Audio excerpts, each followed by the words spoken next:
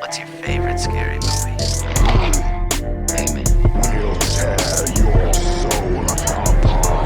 Well, I'm Pennywise the dancing now. We're gonna get you. Oh, Lord on the beast! God, don't do that. But sometimes death is better. Welcome to the second KillJoy Jake podcast ever, where instead of having friends, we have horror movies. I am joined by Night from the Nightwatch Zone, very epic horror channel. Night, how you doing, man?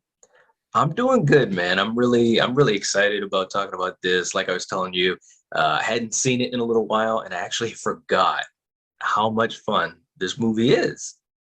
Oh yeah. Oh, I love, like, all these movies are fun. Even the third one, which I feel like is like the weakest of the four. But this one, This one's something special, man. This one, I'm very excited to talk about this one, especially. Absolutely. Some of my favorite skits from the entire franchise are in this one, so I'm pumped to get into this with you, man. Absolutely. Before we do that, though, just want to say, make sure to go check out the Nightwatch Zone channel if you have not. Make sure to subscribe to him. Dude, you put out some great content. I love all the stuff that you put out. Just talking about horror movies and stuff with the longer videos. It's great. It's some good stuff. So make sure you're subscribed to him before we move forward. But yeah, just really let's just dive into this, man, because I'm super pumped to just talk about this. Just getting into the framing device first, which we talked about this a little beforehand. I don't want to spend too much time on this because it's very similar to the first VHS's framing device. It's called Tape 49, directed by Simon Barrett, who also makes a little cameo in this, which is kind of cool. He plays Steve again, who is, I don't know if you know this or not, but actually the same character from the original framing device in the first one. Something kind of funny. Yes. He's the dude with his wiener out. He's gonna be infamous for that, right? Yes, infamous. This is I have in my notes that this is the Steve cinematic universe, because that's really the only thing that connects these movies is Simon That's a Barrett. good point. Yeah. Which is so funny. But Knight, I just wanted to hear your overall thoughts on this. I don't want to spend too much time talking about the framing device from this movie, but like, what did you think about this little segment that we keep cutting back to? I mean, I think it was all right. I mean, like you said, they really kind of were on, treading the same ground as the first movie, which I liked the first VHS as well. But it wasn't anything that was, super awesome, interesting. I think it just served its purpose to kind of dive into the segments, you know what I'm saying? And I think that's basically all that it was. I mean, it had a couple of creepy moments. There were a couple of creepy moments in it, so I did enjoy that. But overall, it was just kind of just there, it was just kind of there. It's just something to connect all the skits, Right. It almost makes you wish like they put a little more, like, I don't want to say that not put more effort into it, but it's just like, it's such a weak story compared to the skits that are just done so well, I agree. I don't know. It's just fine. I have a few notes about it, but like, I don't know. I would rather spend the podcast just talking about the awesome skits and stuff, but yeah. Did want to mention Simon Barrett and his wiener in this, from this original thing. I'm never gonna let you live that down, right? Yeah. It is pretty funny though. But it is. Moving into skit number 1 though. This is called Phase 1 Clinical Trials, directed by Adam Wingard, who also did from this year Godzilla vs. Kong, which is kind of interesting. It's crazy how he started here and then he's doing these big blockbuster movies. Right? That's what I was thinking too. I was like, man, you've really stepped up to the big time, because especially, because of all the pandemic stuff, when Godzilla vs. Kong came out, it was kind of like everybody's eyes were on it to see how it would perform. The whole idea of it being, it was on HBO, right? Yeah, HBO Max, yeah, and just wondering, could it overcome that obstacle and kind of see how other movies might follow after it. So yeah, he stepped up. Oh yeah, and it's cool. Yeah, it's always cool to see like where they started and stuff. He's also done. I don't know if you saw You're Next. Did you see? Yes. Yes, and more. Yes, I love that film. I absolutely love that film. Oh yeah. So he's done a lot of great stuff. I love all of his skits from of the VHS movies too. I believe he did one for the first one. We talked about that. I talked about that with Steven last week. So that was really cool. Another thing I wanted to mention about this skit before we really just start diving into it, talking about the plot and stuff, is that the character of Herman, who is actually played by director Adam Wingard, he was supposed to be played by James Rolfe. Do you know who that is? Or Not offhand. The name sounds familiar though. So he's the angry video game nerd. If you've ever watched that channel before, like old school YouTube. Oh, yes. I know you. Okay. All right, Yeah. gotcha. So Wow. he was supposed to play this role, which is so interesting to me. But I guess he was busy Right. doing the AVGN movie or whatever, like literally while they were filming this. So he wasn't available, unfortunately. But Adam Wow. Wingard stepped up and played the role instead. But I just thought that was so interesting. You know, it's crazy. That is. I like that as a tidbit. That's a good one. Oh yeah. But it's basically about a dude who gets an eye implants. I think there was something mentioned about he had like his eye was damaged in like a car crash or something beforehand. Yes. And so he's got like this robotic eye, and it's filming. It's like from this crazy laboratory or something. But essentially, like it's just about him seeing ghosts at his house, and So last time we did a podcast, I kind of just went through it like like every beat of the plot. But if we just want to talk about this a little more conversational, this one's not as, I feel like it's not as important to go like beat by beat through the plot. So Sure. was there anything specific that you really liked from this skit, Night? Well, I think first of all, because it's the first one you saw, and I remember when I first saw this, and I was thinking, wow, that's pretty cool as far as the creativity of how you're going to be following him. You know, and it's still got that you know, I guess you would say kind of the found footage first person perspective. And I was like, that's a really cool idea, you know, and you're meshing the horror within a little bit of sci-fi, so to speak. So it reminded me of that type of vibe. And I really enjoyed it. I really did. I mean, once he started seeing the ghosts and stuff, I was like, this is good. I mean, it was a great way to start off the movie. You know, it really was. Yeah. And it's like the jump scares from that. Like that's like, you know, I mean, Yes. sometimes jump scares are kind of cheap, you know, but like this one and Yes. how the tension it builds with you Yes. see the person like laying in his bed under the sheets and like he Yes. rips it up and then he looks over to the side and it's like, oh my God, there's someone right there. It's Yeah, great. It's yeah. set up very well, I think. I thought so too. It's very creative. I mean, and like I was saying, it just meshing those worlds together with the horror and, you know, the first person perspective and the sci-fi. I was like, this is good. Like I knew right off the bat when I saw this, I was like, okay, this is going to be a good sequel to the first VHS. It's going to be good. Oh yeah, and I think for the most part, like of the four skits, these are all done pretty well. I have some mixed feelings about the alien one, but the first three are all very solid in my opinion. This one especially is very good. The guy I was looking at production notes for this, and I was so curious that they filmed this at like Adam Wingard's house or something. I have no idea whose house this is, but I thought I had heard something like that too. it This looks was a long like time ago. somebody's house from the you know, it's like, you know, let's just make this as cheap as possible. Let's just go film this at my place. You know what I mean? Like that's what You're right. It doesn't look like a set. It looks like someone's house in Malibu or something. You know It what I mean?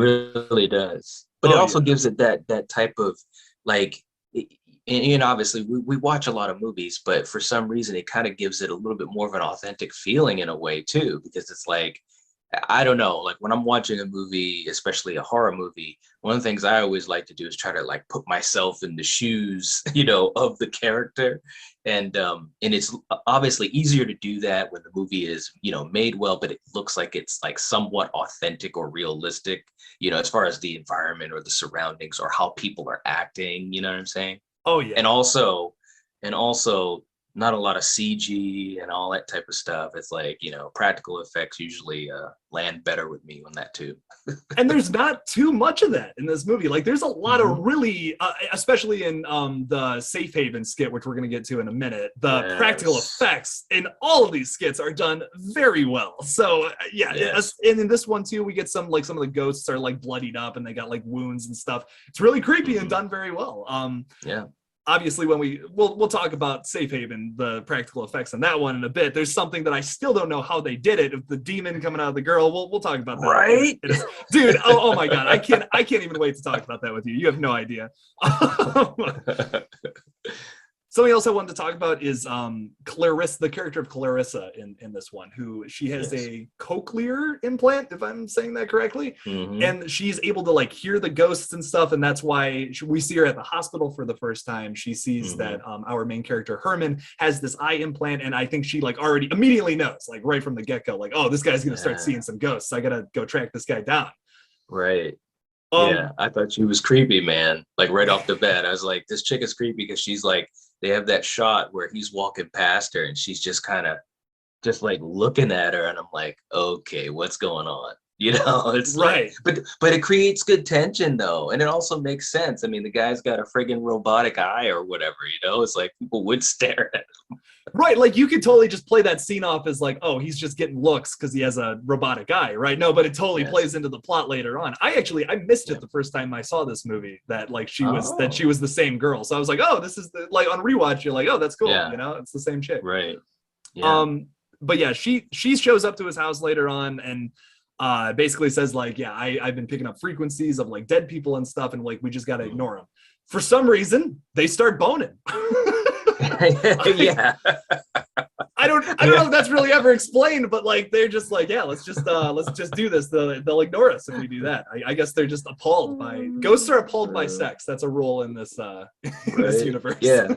She was just ready to get down and dirty on the quick. And I was just like, okay, we're going there. And it's funny because the way he reacted to it, because he sees the ghost, right?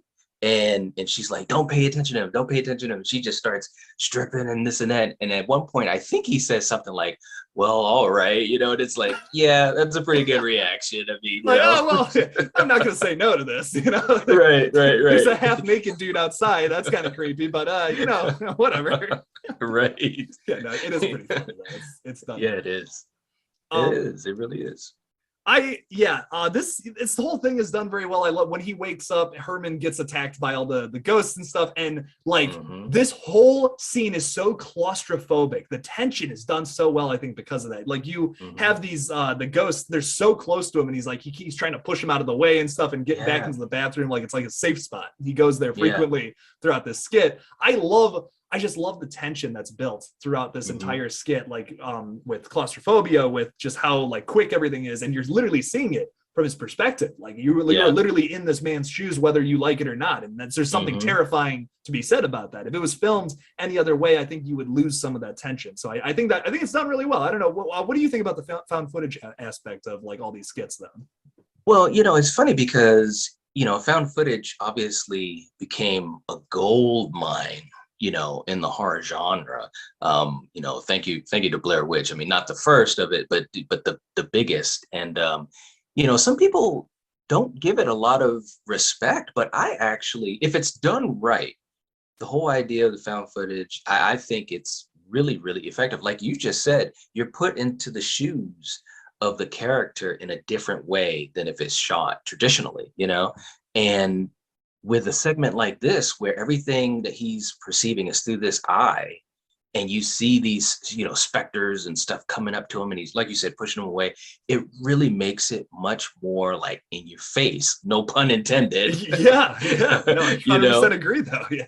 But yeah, it's really exciting. And I think that was another part of this particular segment that was so effective. It's like, you really, like when they would like come at him, and you could see, like you could almost, or at least for me, I was almost imagining what he was doing physically if we were watching this traditionally being shot. You know what I'm saying? Yeah. Like I was imagining how he was moving, how he was shifting his body from the, you know, from the outside perspective. But yeah, I think it was done really, really well. It really was. It was creative. It was, like I said, you felt like you were in the situation. And I really dug it. I really, really did. Oh, I 100% agree. I also feel like, and what you were saying about found footage, like just how it can be done well, it can be done not so well. I mean, there is great found footage. Like I feel like most of the VHS movies fall into that category. And then there's, you know, some other found footage. It's tough to do right because it has that low budget feel to it. But when you do something so creative like this, like so high concept, it makes it something really special, I think. Yeah. And can be even more terrifying than just your typical horror film too. Yeah, for sure. Yeah. Oh yeah, no, I agree. The whole, and then the one last thing I wanted to talk about from this is how he cuts out his eye at the end. It's so tragic. Like there's something about the ending to this one that is just so tragic because he cuts out his eye. He can't see any of them. You're still seeing through the lens of the eyeball, and he gets attacked and killed. Yes, I was just like, wow. But again, that's like, and that's what was so cool, especially about this movie and obviously the one before it, is they were finding creative ways to utilize this first person perspective, the found footage idea, and it was like ramping it up. Like you said, he's cutting it. First of all, when he was cutting out his eye, I was like, why am I getting like shades of Terminator here? You know, and it's like, but he does it. And like you said, then he can't see them anyway. He doesn't have that ability. And you can still see from the eye. So I was thinking, this is creative. I like it. I really, really do. I mean, and like you get the sense that he's like, you get the sense that he's already screwed. You know what I mean? Yes. Like he's already seen the ghosts, and from that point on, like he's screwed for the rest of the thing. That he's like he's gonna die. It's inevitable at this point. Absolutely. Which, there's definitely a terror in that when you just like when all hope is lost, and you don't realize it until the end. Which it's done very well. Done very well. Mm-hmm. So, but any last thoughts on that one before we move on to our next skit? I will say that for a long time, and I've seen VHS 2 quite a few times. I hadn't seen it. The last time I saw it was maybe about 2 years ago, so I kind of lost a little bit of touch with it. But for a long time, this was one of my favorite ones, just because it kind of had a little bit of that sci-fi feel to it as well, with the whole robotic eye. And I'm a huge Terminator fan, Terminator, RoboCop, all that type of shit. So I was just like, I'm digging this, man. So yeah, I really loved the first segment. It was done well. It really was. Oh, I agree. I 100. Yeah, no, this one's fantastic. Like you said, there's that sci-fi element, and then if you take it from concept alone, like it's really just like ghosts in a house, but it's done. It's elevated through that sci-fi, literally the sci-fi lens, and that first person shot creates so much tension. It's done very well. Just a mix of a bunch of really great ideas put into this first skit just to strike this one off.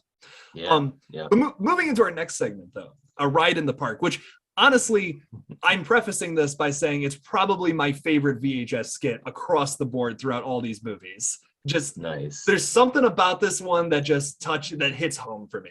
And it's directed by Eduardo Sanchez, who, speaking of the Blair Witch, also directed that movie. Yes. Which I think is really cool. It's pretty I sick. agree. Are you a fan of the Blair Witch Project? I'm just curious. I am. I think that, it definitely did something special in horror, and especially in the found footage subgenre. And I think that it's funny because, a lot of people, the whole franchise, some people are super hot about it and some people are super cold about it, but what you got to realize is that this franchise in general, I'm not going to talk about the second one too much, but they were really trying to do something different in horror at the time, and as that's so difficult to do. Horror is like a gift and a curse. There's simplicity in it because a lot of movies kind of tread on the same road, so to speak. And that can be a good thing, but it could also tire you out. We've seen that in the different phases of the golden age of slashers. Then they kind of petered out, and then other things come and they peter out. So, but I like the Blair Witch. I do.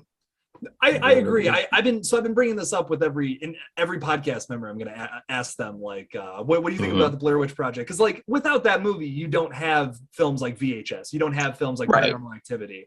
It definitely inspired like all this whole wave of found footage. Paranormal Activity kind of like brought it back, but without Blair Witch, you don't have any of those movies, in my opinion. No, you're right. I will say, like, I 100% agree. It is like nearly impossible nowadays to just change the entire face of horror. And this movie back in 1999 did that.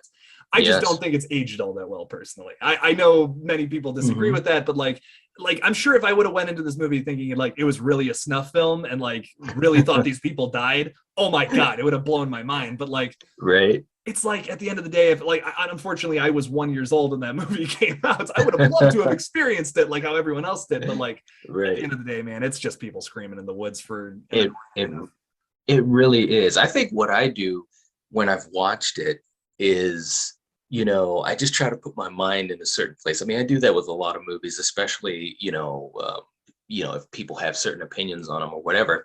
And for whatever reason, I just always love the setting of the woods, being in the dark, in the woods, if you're being lost, if you are low on supplies, if you've lost your map, if it's a haunted place, those types of movies always speak to me anyways.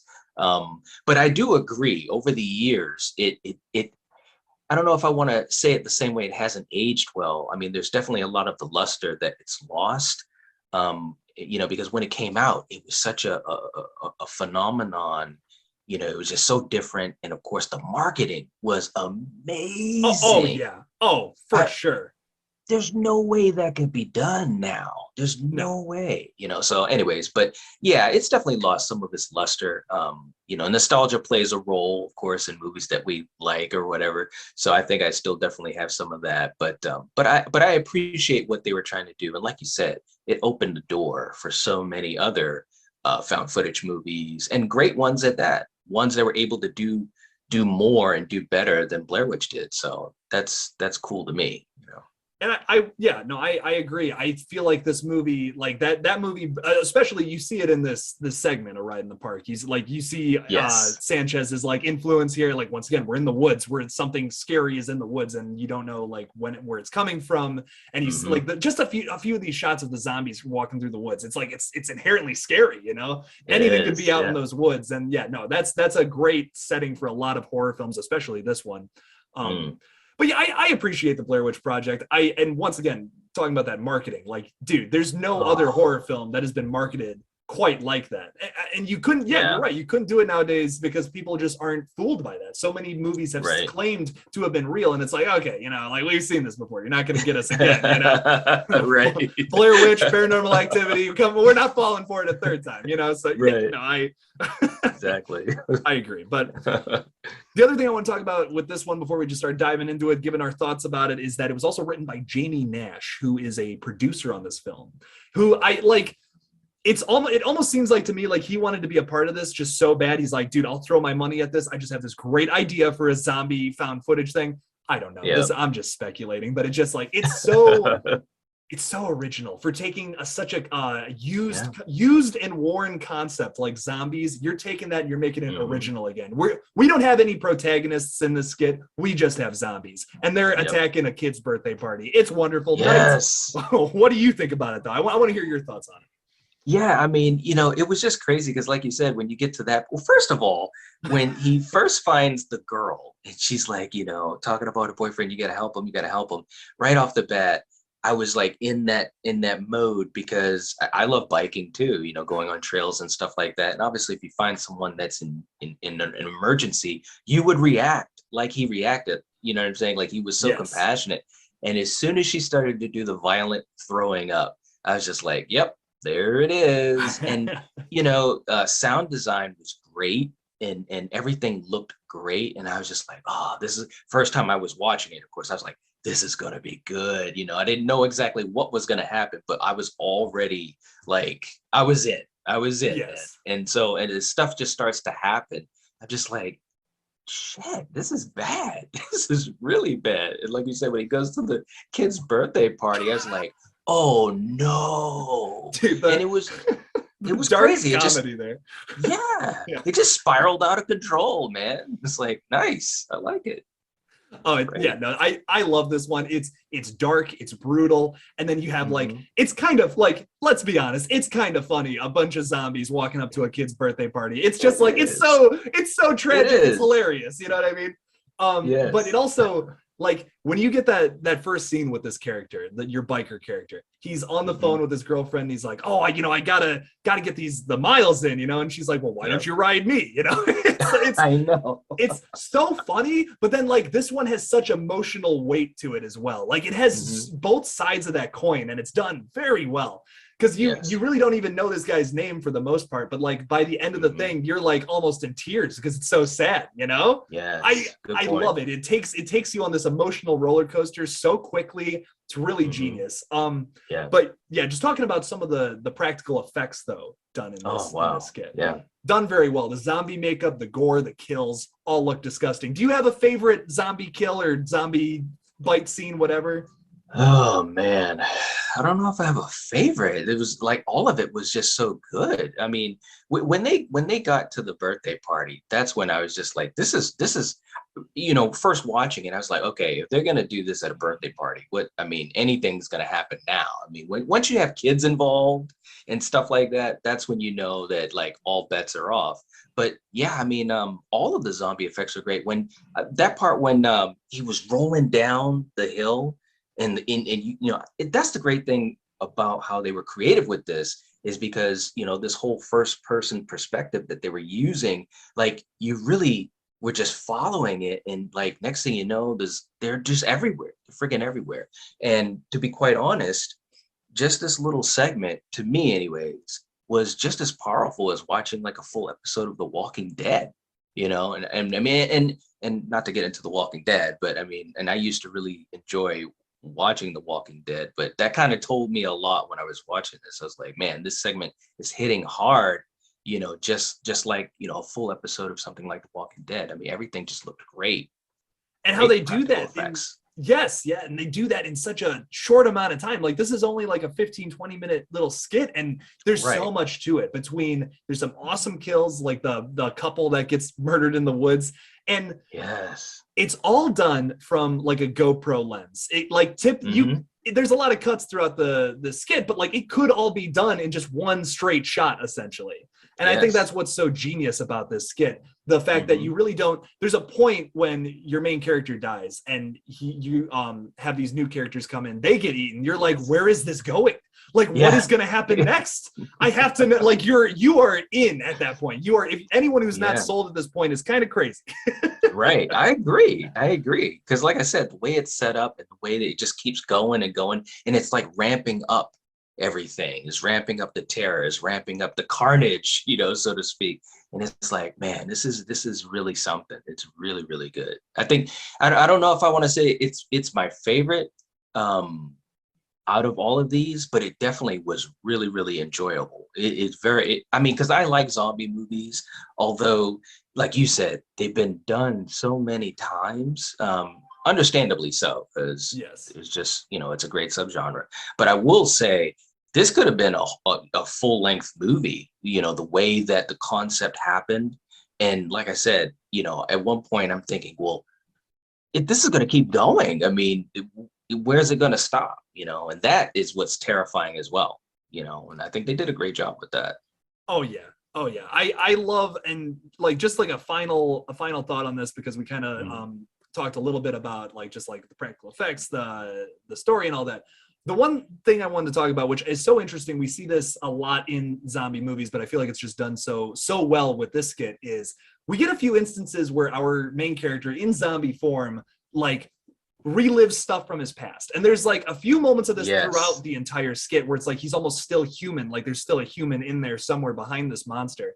There's one scene where he's like, he eats the two the biker couple that comes through, but there's specifically a shot where he picks up a wallet. I don't know if it's his wallet or the guy that he's eating, and he starts biting into that. Like he's confused. He's like, why do I want to bite into this? And it's like, it's his human instinct telling him, oh, that's money. I need this for survival, And then we see that later on when his girlfriend calls him and says, hey, you butt dialed me. Like, I love you. I can't wait to see you later.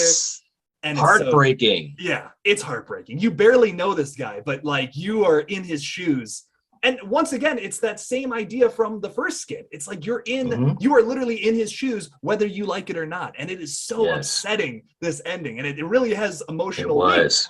It's done very well. Yeah. I don't know. I really, like I said, this is probably my favorite. And I know we were just talking like, the zombie subgenre is kind of worn and like everyone's done a zombie movie at this point. But I just love I really appreciate the originality here for like taking a concept that's been done millions and millions of times and doing it in kind of an original way. Yeah. And it just shows you that, I think with this franchise, especially these first two films, specifically this one, it just shows you how you can there's still room in these well-worn subgenres. You know what I'm saying? There's still the ability to do something that is, familiar, but you can have the fresh spin on it. And that's what was really, really interesting about these segments, because they really all touched on well-worn. I mean, obviously not much of anything in horror is very original anymore, because it's just been, done over and over. But this one, like you said, it was fresh, even for a quote unquote zombie story. And at the end, when his girlfriend was on the phone and she's like, she said something like, you're just crazy. I love you, babe, or something like that. It sounded like that part of his human instinct, it was almost like he whimpered, you know, he kind of was like, "Oh," or something like that. And I was just like, damn, that sucks. And he's also You know? something that I made a connection of too this time around is that he's literally looking at a girl who's upset at a dude laying on the ground dead, which is like, it's literally the same thing. It's like, oh my God, that's genius. That is such good writing, dude. It's such a good visual thing. I was really geeking out watching this one again. Yeah, absolutely. I love it. It's a very tragic story, even though we have some silly parts, we have some gory parts. Yeah. There's a lot to love in this skit. It's great. He kills himself at the end. There we go. That's unfortunate. Yep. The unfortunate end to this one. But any last thoughts on this before we move on to Safe Haven? I will say that anyone who is a fan of the zombie subgenre will enjoy this segment if they've not seen it. I think they'll really enjoy it.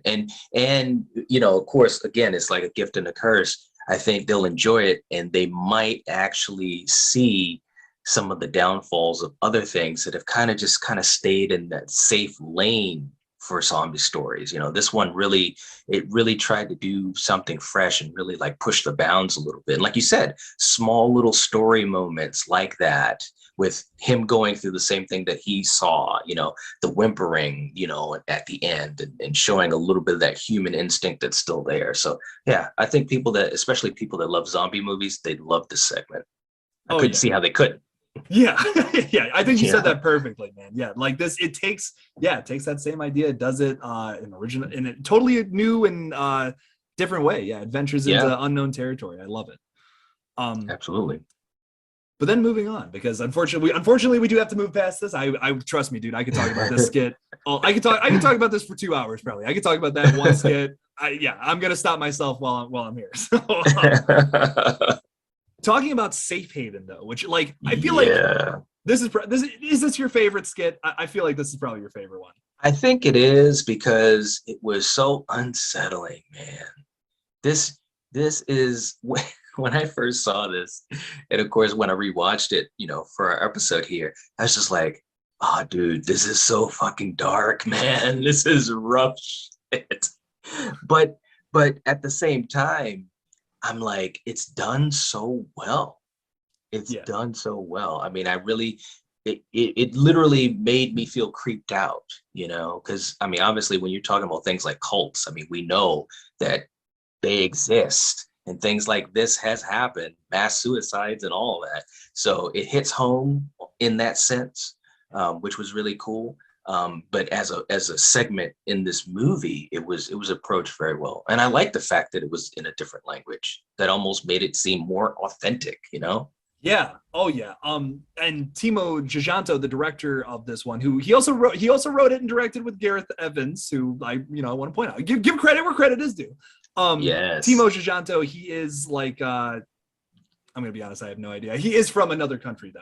I think like the Philippines or something like that. So they are speaking in a different language. And yeah, you're right. It adds like this authenticity to it. It makes it seem like I don't want to say like foreign, because like that's not what I'm trying to say, but like the idea of like there's this, it's somewhere out there, like this cult is somewhere out in the world, and like they're conjuring demons, you know. It's like, it's terrifying. We have no idea about it. It's like it feels alien. It feels like it's out of like a nut from another world, but it's like, no, this exists essentially in your backyard. So no, it's terrifying. I feel like it's done very well. Timo Giganto, who I was talking about earlier, he also does a skit in VHS 94, which is like probably my favorite from that one.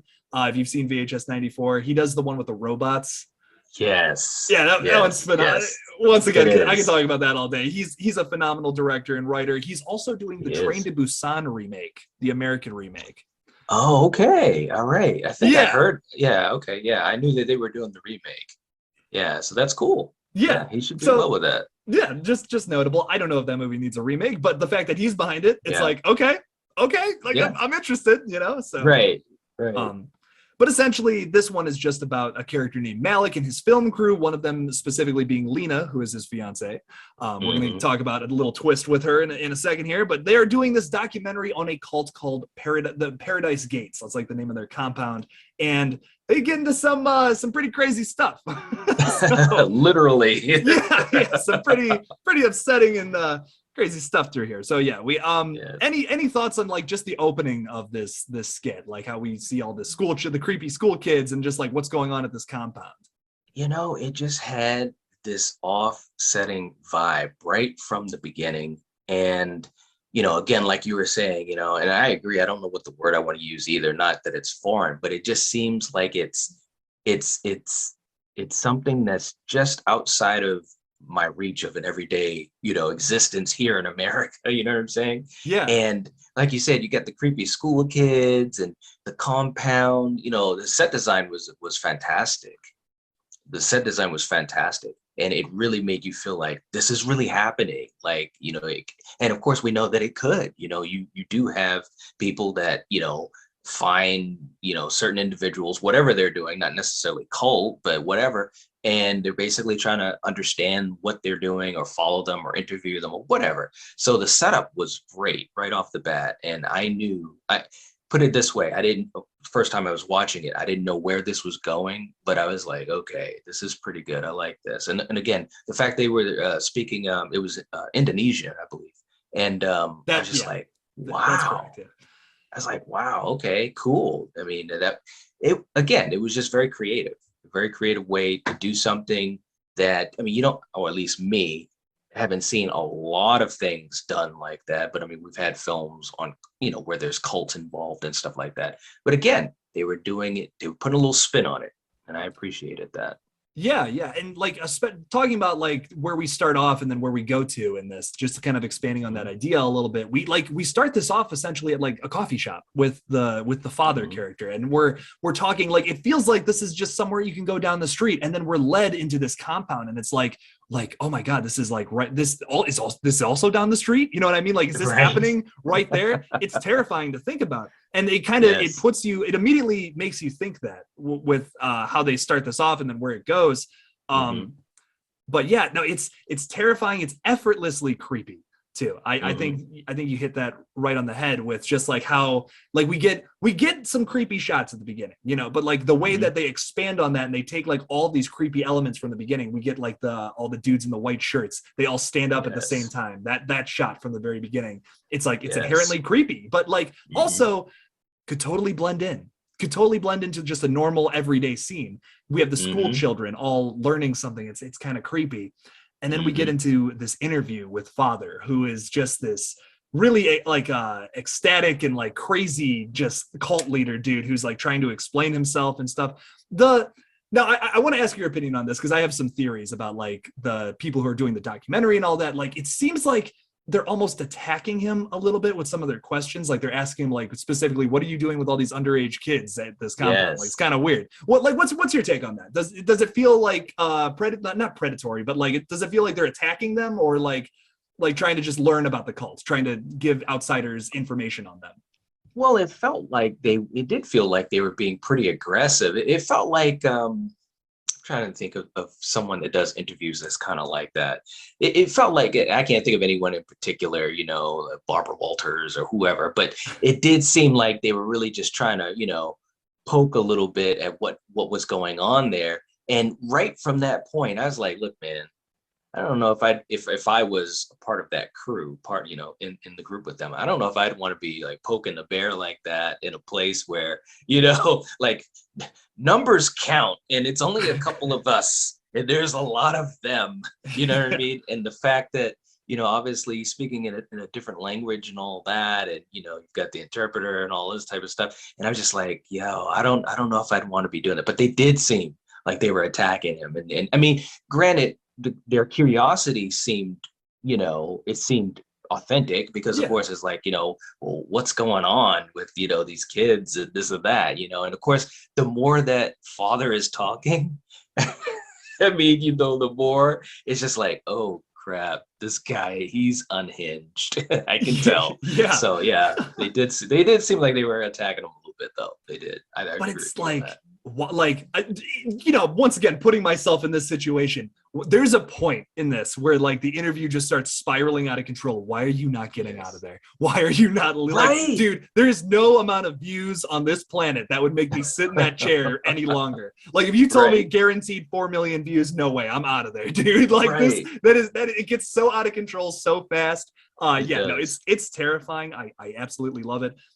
There's also, once again, this is definitely one of the better skits in this entire movie because we get that humor again, even though like it is it's the creepiness is always like it's slowly building throughout this whole thing, but then we get these little funny moments. For example, the camera is low on battery and they forget to grab a battery, so Malik has to go to the car and grab a battery.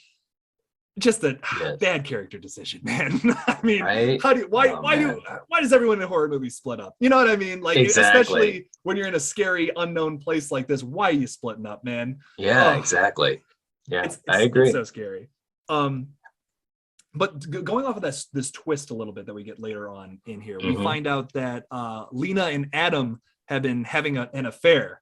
And it gets worse. Not only that, but Lena is pregnant with Adam's child, which we find out. What are your thoughts on this twist? Is this interesting to you? Do you like where this goes? Because we both know where this goes. But what do you think know where it goes. I think it was good because again, the twist kind of just upped the stakes a little bit, upped the drama, because all of a sudden, the question is, oh shit, like he was saying, he's my best friend and this and that. And then of course he's talking about, doing an abortion and all that. And then she's freaking out and she's like, well, I don't need you. I'll just go and tell him. And I don't need you. I can do this on my own. And so I think what was cool about that, and it's a small part of it, but I think it was a nice little misdirect because all of a sudden, I'm not worried as much about the compound and father and all the crazy stuff that you're starting to understand is happening. Like now I'm just thinking about these three, and how that dynamic is going to play out. And I think that was great because again, it makes you look in a different direction while this segment is playing out. So I think this segment had a lot of complexity in it. It had a lot of story to absorb, and I really enjoyed that because I kept thinking to myself, I was trying to put in some of the pieces of the puzzle, like with this whole cult, like before the camera crew arrived, and of course after, when we know what happens, I'm like, wow, where is that gonna go from there? So that told me that it was a good segment. It really told me it was good. Because it's so much more than just like a cult skit. Like there's some subtext behind the fact that like this is a baby of infidelity. And what literally happens at the end of this is it's a demon that comes out of her and then chases Adam down and is like, it's like he doesn't die. He specifically does not die at the end of this skit. He is left alive and he is stuck with this demon, this basically the Antichrist following him and calling him Papa.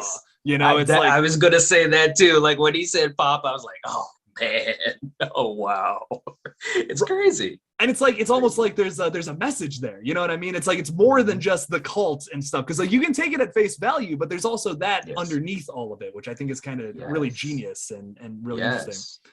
Yes. I mean, you could look at it like, the whole idea of, paying for your sins and all that type of stuff. And I think, again, when you're talking about a segment that's only, whatever, 20 minutes long, whatever it was, it's like, that's pretty darn effective. That's really done well because you had all those elements. I mean, this segment, and I don't want to necessarily compare it to the segments in the first VHS, but this segment definitely had a lot of complexity, and I really enjoyed it. I really, really did. Oh yeah, and just kind of going off of like where we go from there, because we learn about like the infidelity, and Malik is literally watching it through the body cams and all that. Yes. It like, if it hasn't already freaked you out at this point, father starts taking his shirt off and he's like giving this announcement to all the kids about like, he goes all Jonestown on them basically and says, drink the mysterious liquid, like don't question it.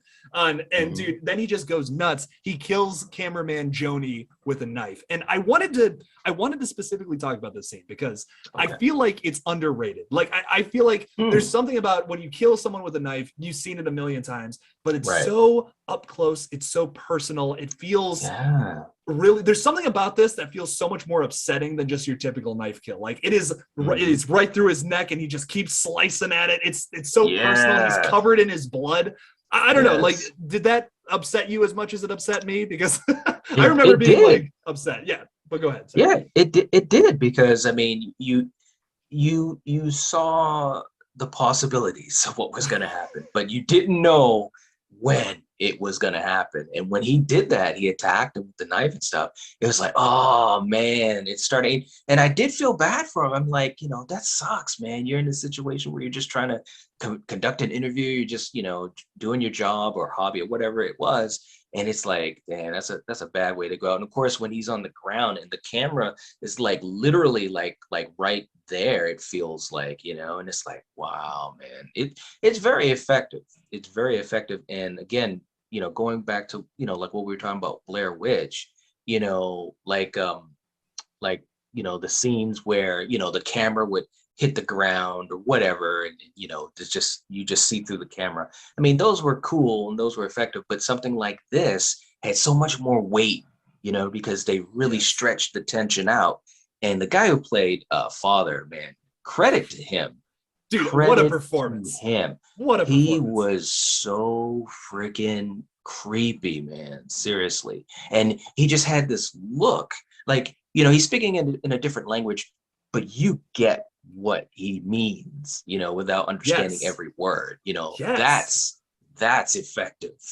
That's effective. That's, you know, dude, I don't even have anything on that in my notes, but just like going offhand, like, yes, like you don't even, this guy doesn't even need to be speaking English for me to be terrified by him. I mean, his performance and like the way he says everything is just terrifying. The way he's leading this cult into something just absolutely bonkers. And like, the reason I wanted to specifically talk about that knife kill is it's kind of like the match of the flame on the TNT, you know what I mean? Because like for the rest of the skit, it is just like insanity until the end. We get these people with like, we get this room full of those guys with the white shirts. They all just kill themselves, which is so upsetting. Malik gets murdered with a shotgun by one of them. And then specifically, the guy does not kill Adam. He says, "It's an honor to meet you," and shoots himself. This kind of messed me up the first time I watched it, but then I'm like, oh wait, it's because Adam's the father of the baby. That's why they're not killing him. It's so good. The one, where I want to get to though, because is the fucking scene where Lena has the demon baby. Dude, how the fuck did they do this scene? I couldn't tell you. Like I've watched this so many times. I've watched this scene where the entire thing comes out. It doesn't look like there's a green screen underneath. Like it doesn't look like, what they must have done is taken a green screen underneath the table and like cropped it out, you know what I mean? And then like taking I don't know, you know, I'm maybe talking nonsense at this point, but this entire dude essentially comes out of Lena's womb, and it's like, oh my God, it's so terrifying. It's done so well. But it is. Your thoughts on this, like just the whole baby birthing process? Well, you know, and that's what I was wondering. I was like, oh man, what the hell's gonna come out of this chick? I mean, you know, and like you said, the way it was done, and I watched it a couple times. When I first saw it, I had to rewind a couple times. It's like, wait a minute. And as it's happening, it's like, how did they do that? Because the camera doesn't look like it's cutting away at first, like when it first, you know, starts coming out and stuff, and you're starting to realize, shit, it's a demon, you know what I mean? And I'm like, wow, that's so well done. And it's funny because everything that has happened up to that point has creeped you out. It's pretty horrific, but it's based in, you know, somewhat of reality as far as, okay, cults are crazy and leaders of cults are crazy. So I know what that's all about. This just takes it to the bonkers level. And I'm just like, wow, man, just when you thought that you knew what was going to happen, but it was done in a way that really, it carried weight because of that scene earlier when they were talking about the infidelity and stuff like that. It's like, wow, man, this is crazy. Yeah, like, I loved it though. Oh yeah. And there's a bunch of creepy stuff leading up to this, but I feel like you don't really buy into the crazy cult until you see like those doors explode off their hinges and the guy, like the leader father, he walks up and he's covered in blood. He's nearly naked, and he's like, it is fulfilled. And then he just explodes into blood. It's like, what? Oh my God. you almost don't buy the cult. You're thinking it's going to be a Midsummer approach where it's like you don't really know if the cult is like for real or not, but like then what ends up happening is like, oh yeah, no, they were right. Like, and that's there's something really inherently scary about that. Like these people are really conjuring up demons and bringing them out of real people, which is horrifying. It is. Then after that, it just goes absolutely banana sandwich, and we get like, I don't know if this is a connection to the last skit or whatever, but like I guess there's zombies, there's people like possessed as Adam's trying to run out of this building, and like there's people possessed, they're coming at him like they're zombies. There's a scene where there's all of them like at the doorway, and they're all trying to like scurry out and get to him. It's upsetting. Yeah, it's really fucked up. Yeah, it is. It really is, man. It was crazy. It was really crazy. And when he got in the car, I knew. I was just like, he's not gonna get away. He should be able to. You know, of course, the demon has wings, so it's like, you know, it reminded me of like in VHS, you know, with the girl, the siren. You know, it's like, man, you're not gonna get away. You know, if they can fly, then we know what's gonna happen. Because it sounded like he got, you know, a pretty good distance away, and so for that split second, you might be thinking, okay, he might be able to get to safety, but nah. I was like, and you could hear the sound design too of the demon, like you could hear it too, and I was like, wow, okay. It almost sounds like it's either like a charge or like wings flapping really loud towards him. You know, like he's screwed at this point, and it's done very well. Sound design is something that I feel like is overlooked a lot in found footage, and these movies. Even the Alien one, I feel like has some really good sound design with like the spaceship sounds and stuff. Yes. All four of these in VHS too are done really well with the sound design specifically.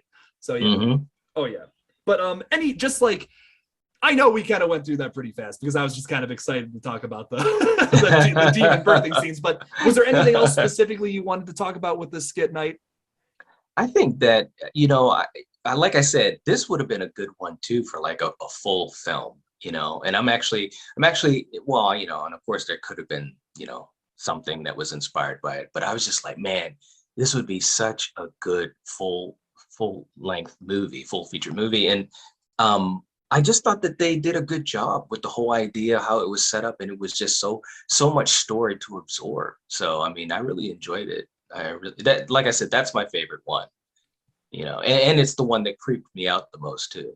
Yeah, it's hard to argue. It's hard to argue that because there's a lot of elements from those first two skits that I feel like we see here, if not like done better than those skits. Like we once again have that claustrophobic chase scene at the end where it's like, oh my god, this guy can't get away. Like, oh, just get out of there already.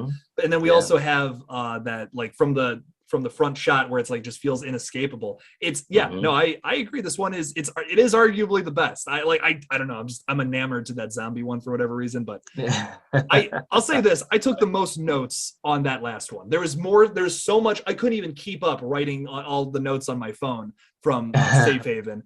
There's so much to love in this little tiny skit. It's just packed with just all this wonderful horror and drama and just little comedic moments. It's fantastic. It is truly one of the better VHS skits.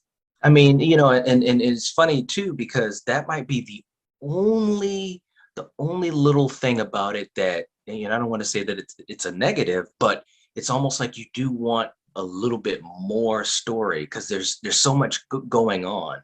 I mean, it works well for, you know, in the concept of the whole movie, the whole VHS 2 movie, but it's like, it's so much that you're absorbing and it's happening so fast in a way. Although story-wise, especially in the beginning of it, you know, it's just, they're interviewing someone, they're asking questions. So you wouldn't think that it's like at breakneck pace, but you do, or at least for me, that's the one thing I was like, man, it's too bad we didn't have like a couple more minutes with this because I'm just enjoying the story and how they did it. Yes. But yeah, no, it's a good one. And it keeps you coming back because you have those questions. You're like, is there something I missed? Like, is there something more to this that I might have missed? I feel like every time I rewatch a VHS film, I catch something I missed because there's so many little details and all these little skits. And it's just it's done so well. It's packed with so much to love. You can watch, there's the rewatchability on these movies is like fantastic. You can watch these movies 10, 20 times, still catch stuff that you're like, whoa, oh, that's so cool. Like a little background thing, you know? Yeah, absolutely. No, I agree because, you know, even when I rewatched it for this, I was just like, oh yeah, that happened too, or I forgot about that, or maybe like specifically in Safe Haven, it's like yeah, he looked in the corner over here or down the hallway, and you just see little things, whether it's a creepy person or just the way that the hall is set up or the lighting or anything like that, or the sound design, noises that you hear, voices that you hear. So yeah, there's a lot that they packed into this. I mean, it's a credit to the writing and the directing. It really, really is.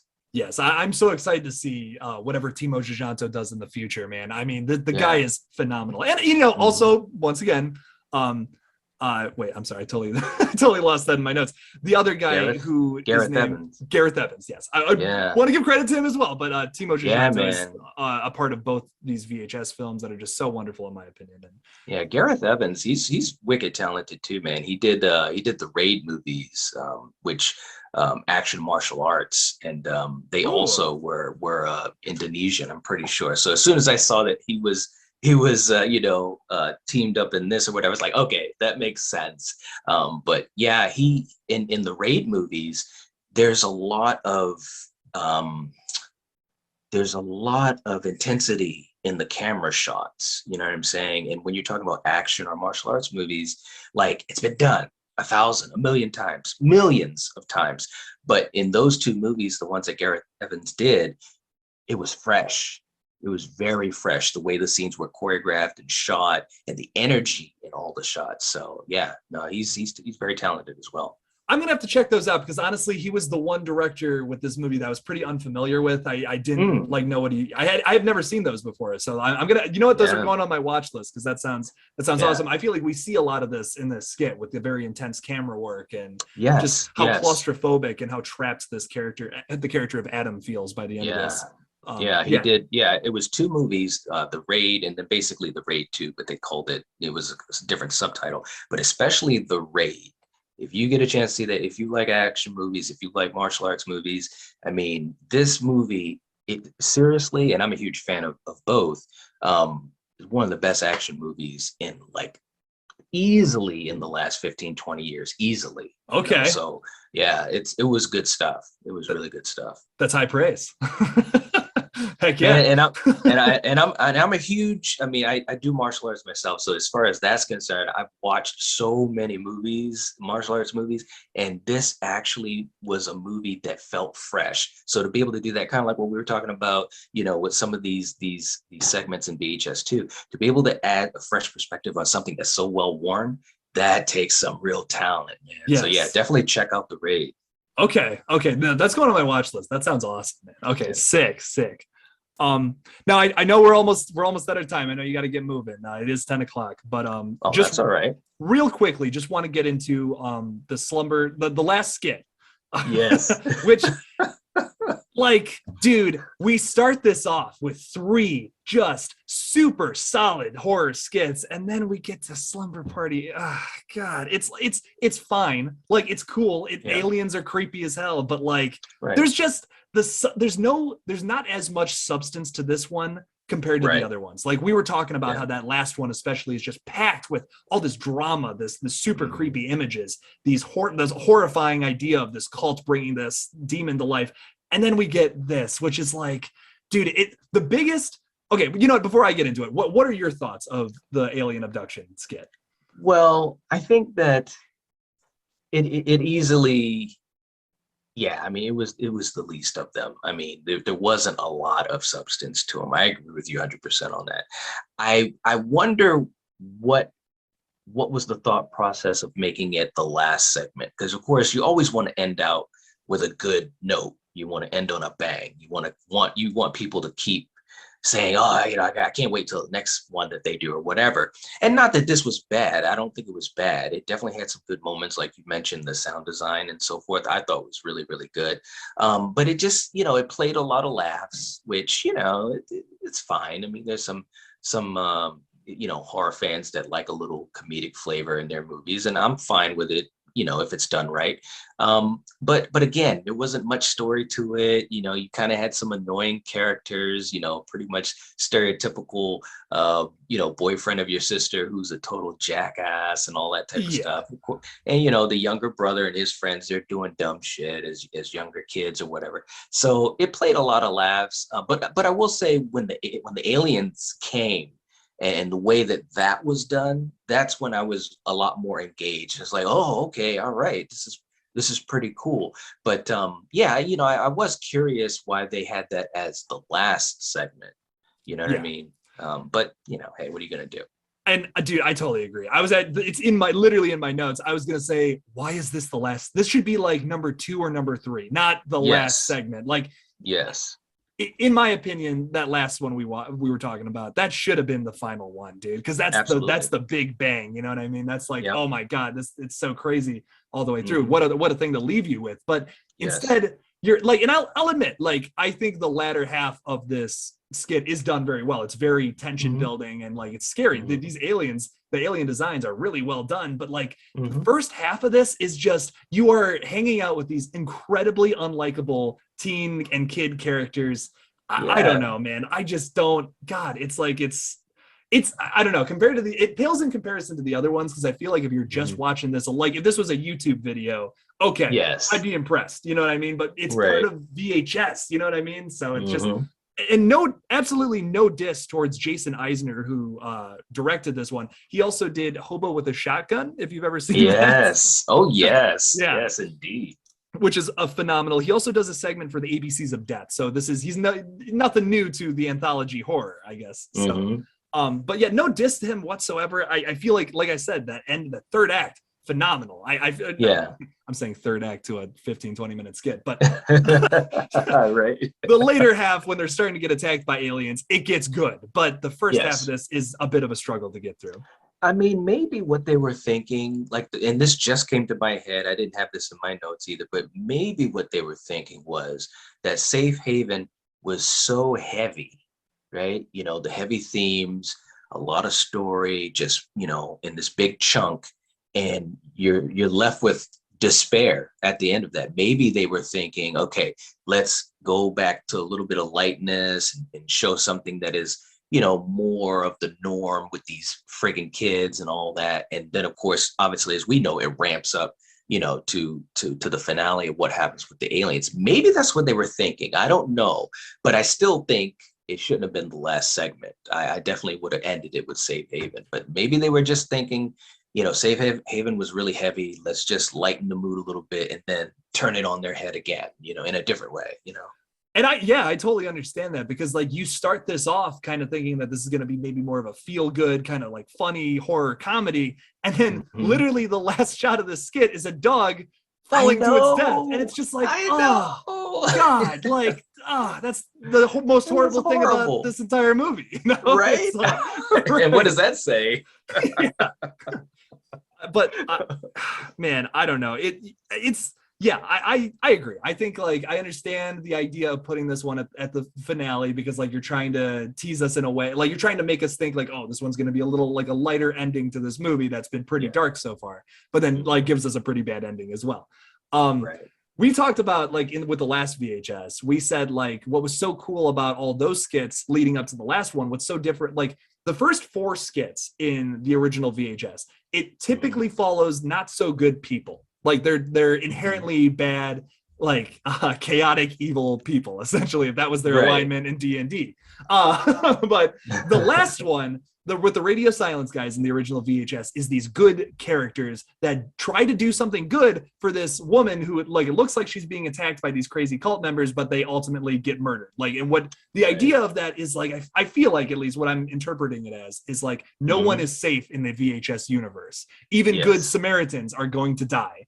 Yes. With this one, with this one, I feel like maybe it's like, okay, let's put kid characters in the like. I think they specifically wanted to write one centered around kid characters who get murdered, making you think like, oh, okay, like adults have been getting murdered this whole time. Guess what? Kids aren't safe either. They're getting abducted by aliens, you know. So, I'm picking up what you're putting down. Yeah, for sure. But yeah, I mean, but that in and of itself is pretty frightening too, because you know these kids are they're just regular kids. I mean, you know, they're jackasses, but they're just regular kids hanging out at the house and having a fun, chill day, you know, and all of a sudden you're not safe, and it doesn't matter where you are, whether you're at a cult compound or you're at your house in the suburbs or whatever, you know, and like anything could happen, you know, so. Yes. And like I was saying earlier, there is a lot to love in this skit too. Like that sound, the sound design is really the sound of the spaceship, the war or whatever. That's a horrible impression, but I think you know what I mean. Like you get that, you get these scary lights on the lake. My favorite scene, my favorite sequence in this entire little skit is when she's like trying to help her brother out or whatever, and the aliens are just crawling towards her on the dock. Yes, that's a good scene. That's a good shot too. Yes, they did a good job with it. I mean, you know, I I like alien abduction, you know, theories and stuff like that. I've seen so many documentaries on them, and obviously any movie that has, you know, portrayed it. And I was thinking, you know, again, it's well-worn territory, but they're finding a little way to put a little bit of a different spin on it. You know what I mean? And like you said, that sound design too, the spaceship. Like when I first heard that, it caught me off guard. I was just like, damn, that's, you know, that's a little different, you know, and you could definitely see, you know, these are all young actors, you know, so it's not like, you know, we're expecting them to win any awards or anything. But when it first happens, and, you know, you can see that the house is shaking like down to its foundation and they're starting to get freaked out. I was like, all right, I can follow you guys now. I can believe what's going on, you know. So yeah, that was pretty cool too. I really think so. Oh yeah. I really enjoy this one. Like I do think it's the weakest out of the bunch, but it's also because of comparison. I feel like when you're comparing it to the rest of these, it definitely pales in comparison because those middle two I feel like are just so good, and the first one too. No diss towards the first one. They're all good leading up to this, and then you get this one, and it's just like it's fine. There's a segment in the original VHS that we were talking about is like it's just fine because the other ones are just so creative and so different from anything else you've seen. We have a lot of the same in horror nowadays. Not like we get a lot of these remakes, we get a lot of these reboots where it's like, okay, this is a movie I've seen 1,000 times. We're seeing Michael Myers again on screen killing people. No complaint. I am, we could have 100 more Michael Myers movies. I'm not going to be complaining. You're not going to hear a single peep out of me. Right. But to see that originality in horror is just so mind-blowing, and so like we were saying, like there's such talents in these movies, and I feel like sometimes it's overshadowed. And then you get a skit like this where it's like, okay, it's good. I love alien abduction stuff. Like Dark Skies is I really enjoy that movie. Yes. There's not too much alien horror out there. And it is great to have that. Like this, I would even go so far as to say that it's kind of original because we don't have so much of it in the genre. But it does pale in comparison, unfortunately, a little to the other skits in this one. But I know I'm keeping you over a little bit, but any last thoughts on the slumber party alien abduction before we just we end our podcast here? And first of all, that is such a great title. I mean, it's great, yet it's bad. So it's like, but it captures the whole mood of this skit, doesn't it? Like it truly does. It really does, man. And it also shows, with these kids, young and old, man, they're just sex crazed in one way or the other, man. And it's just like, holy shit. But no, it was, it was fine. I think that's the best way to explain it. I don't think anyone's gonna, be, oh wow, this was, blah blah blah blah. It was fine. It was done well.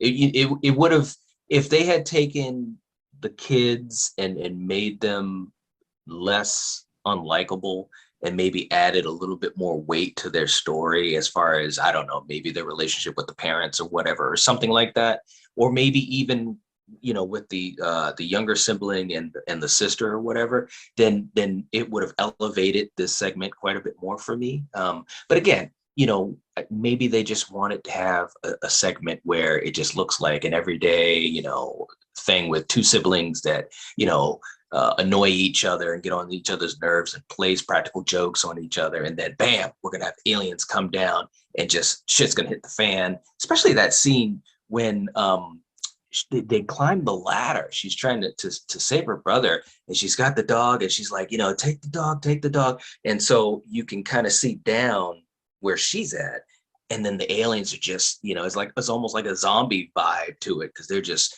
clamoring on her, and it's over, it's done. So, but like I said, the ending of it, everything with the aliens in it was done well and pretty damn enjoyable. Everything else before that was like, okay, let's get to the good stuff. But it's fine. It's fine.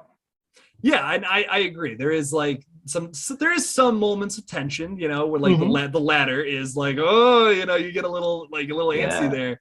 Yeah, no, there is some good moments here, but it's just fine compared to some of the other ones. Yeah, I pretty much agree. Well, Knight, I just wanted to say, dude, thank you so much for joining me for this podcast once again. Oh, absolutely.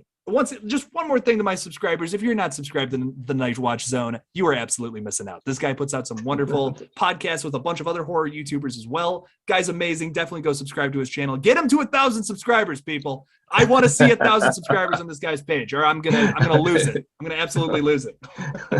Almost there, man. Almost there. Hell yeah, dude. And it's gonna be well deserved. I'm telling you. I absolutely love your content. Love collaborating with you, man. You're a great dude. Man. Seriously. I appreciate it, man. And I'm always excited to be able to talk with you. And like I said, you know, when we were doing that roundtable discussion, man, I think that it's so cool to be able to talk with other horror enthusiasts and just hang out, you know. And I've always loved doing that. That's one of my favorite things to do with this whole YouTube platform, is just talking with other people and just kind of getting their vibe on stuff. And just, it's just great, you know, when you love movies, or you have a thought about a movie or anything like that, and having someone else that can have that conversation with you, that's the magic right there for me. So dude, it's like what I live for, man. It's so great. And it's like, especially just talking to you about some of these other skits tonight, it's like just seeing another person's perspective on something that like means so much to me. It's so cool. It's awesome to talk to someone else who also appreciates all this really weird underground horror like VHS, you know.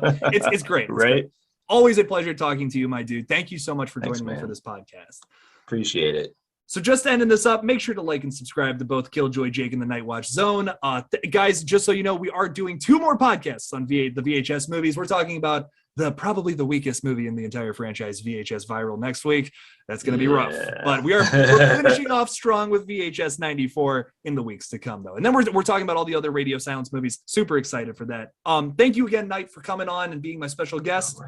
Thank you all for listening. And as always, don't forget to kill it out there, y'all.